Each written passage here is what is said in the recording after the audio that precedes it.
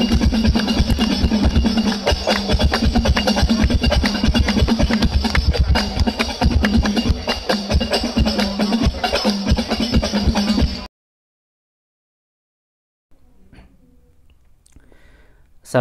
warahmatullahi wabarakatuh. Al-Fatihah. Bismillahirrahmanirrahim. Alhamdulillahirabbil alamin arrahmanirrahim maliki yaumiddin. Iyyaka na'budu wa iyyaka nasta'in ihdinas siratal mustaqim siratal ladzina an'amta 'alaihim ghairil maghdubi 'alaihim waladdallin. Amin. Bismillahirrahmanirrahim. Qala al-mu'allif rahimallahu ta'ala wa nafa'ana bihi wa bi 'ulumihi wa bi asrarihi fid dharain. Amin. Bismillahirrahmanirrahim. Wa takunun niyatu 'inda ghusli awwali juz'in minal wajhi.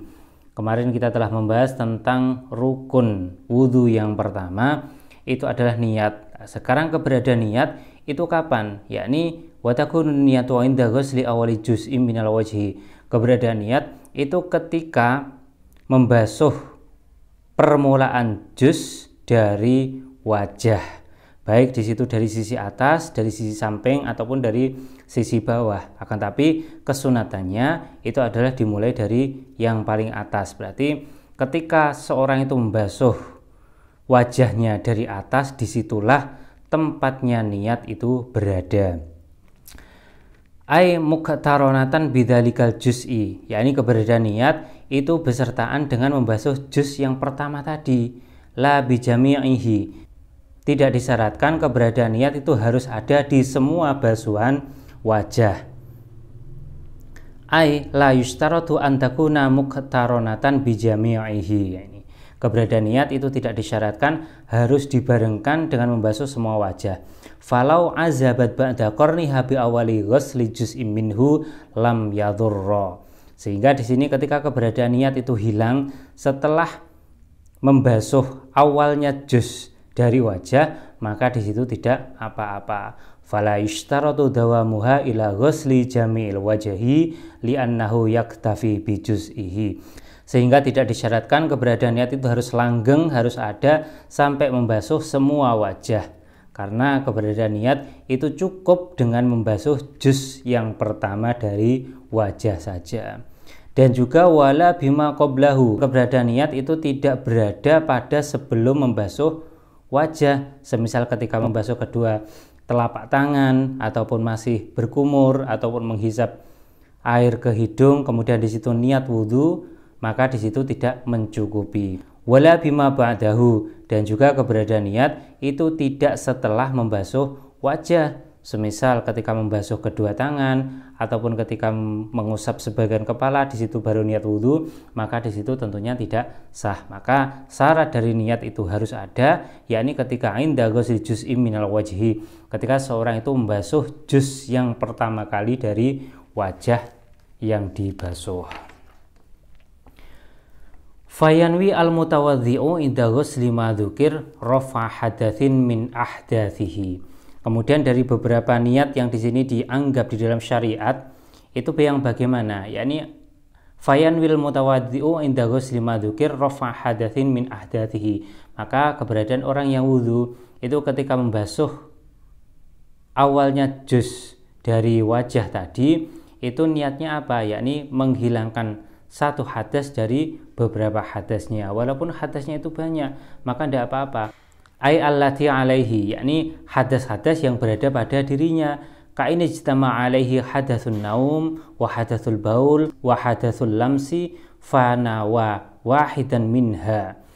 Semisal seorang itu mempunyai beberapa hadas yang ada pada dirinya, seperti halnya hadasnya tidur ataupun hadasnya kencing, hadasnya berak, maka ketika hadas itu kok kumpul jadi satu, maka cukup niat nawaitul wudu'a li rafil hadasil asghari fardhon lillahi ta'ala, itu sudah cukup.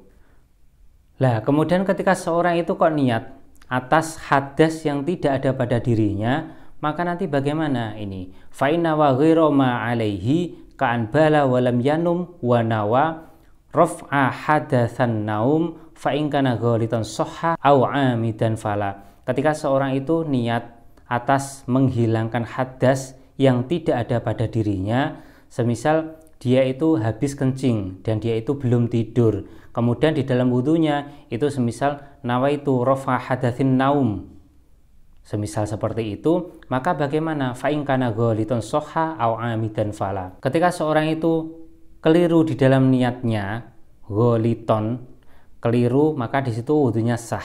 Tapi ketika memang disengaja, maka di situ wudunya tidak sah. Karena apa? Karena jelas dia itu tidak tidur dan hadas yang ia miliki itu adalah hadas kencing, kemudian niatnya adalah niat untuk menghilangkan hadas tidur, maka tentunya tidak sah ketika memang disengaja seperti itu. Itu yang pertama. Kemudian bisa juga niat au yanwi istibahata muftakirin ila wudu'in. Ataupun seorang itu bisa niat supaya diperbolehkannya melakukan suatu perkara yang membutuhkan terhadap wudu, aika sholatin wa sajdati tilawatin wa khutbati jum'atin. Hal-hal yang membutuhkan terhadap wudu itu seperti halnya sholat ataupun sujud tilawah ataupun khutbah jum'ah, maka di situ seorang itu juga boleh untuk meniatkan supaya diperbolehkannya melakukan perkara-perkara yang membutuhkan terhadap wudhu tadi, seperti hanya sholat ataupun sujud tilawah ataupun khutbah jum'ah. Kemudian dalam prakteknya ini niatnya bagaimana? Niatnya biayakula nawaitus tibahata muftakirin ila wudhuin, itu boleh. Ataupun dipilah satu persatu, semisal nawaitu istibahata sholati ataupun nawaitu istibahata sajdati tilawati, ataupun niat-niat yang seperti halnya semisalnya. Kemudian boleh juga au yanwi fardhul wudu'i, ataupun orang yang wudu itu boleh untuk niat kefarduannya wudu. Namun di dalam niat fardunya wudu ini ada satu poin yang harus terpenuhi, yakni wala budda ayyastahdhira dzatal wudu al murakkabah minal arkan wa yaksida fi'la dzalikal mustahdhar. Ketika seorang itu niat nawaitu fardhul wudu'i, semisal seperti itu, maka nanti harus menghadirkan rukun-rukun yang ada di dalam wudu, yakni membasuh wajah, membasuh kedua tangan sampai siku, mengusap sebagian kepala, dan membasuh kaki sampai mata kaki. Itu harus dihadirkan di dalam hatinya ketika niat nawaitu fardhul wudu'i. Karena apa? Karena ini seperti halnya di dalam sholat. Di dalam sholat ketika seorang itu melakukan sholat, maka kan juga harus ada istihdhar. Istihdhar menghadirkan rukun-rukun yang ada di dalam sholatnya. Sehingga dalam wudhu ini pun juga sama. Ketika niatnya itu adalah fardhul wudhu, maka di sini juga harus istihdhar, yakni menghadirkan rukun-rukun yang ada pada wudhu di dalam niatnya.